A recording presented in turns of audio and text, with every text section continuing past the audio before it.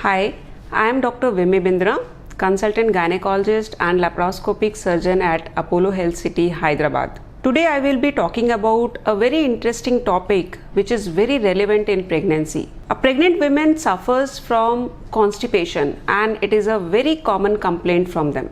They do not pass motion freely and sometimes they cannot pass motion for 2 to 3 days at a stretch.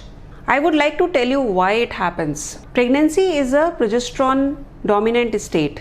Progesterone is a hormone which delays the gut emptying. So it slows down the motion of the food in your intestines and that results in constipation. Don't panic if you have constipation.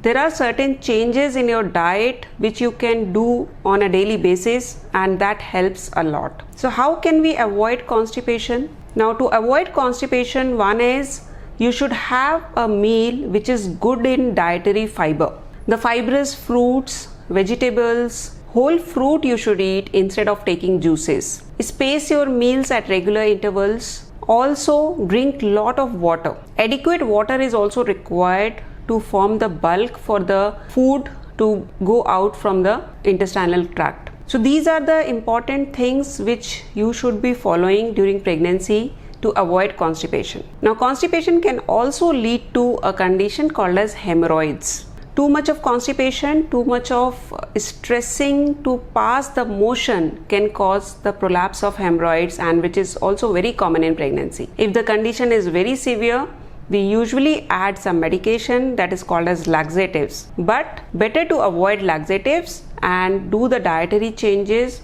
to solve this problem rather than using laxatives and becoming dependent on them. But in severe cases, they do help to our rescue, and there are some powders available which are natural bulk forming powders which can be added after meals, and they really help in solving this problem.